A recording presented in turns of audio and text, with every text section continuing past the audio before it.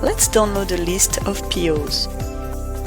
Two download options are available. Let's start with the download using sheet data.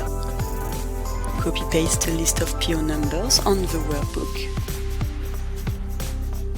Then click on the download button and select download using sheet data. Using the standard purchase order mode, you can update existing POs, adding new lines, shipments, and distributions.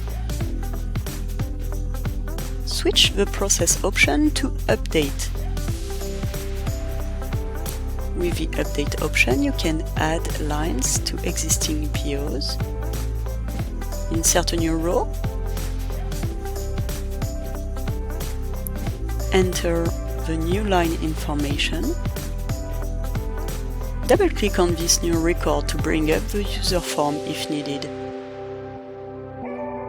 Using the user form, you can complete the new line record.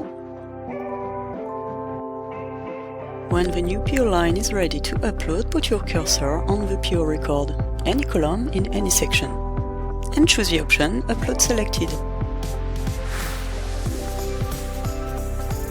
Run the import program to finalize the creation.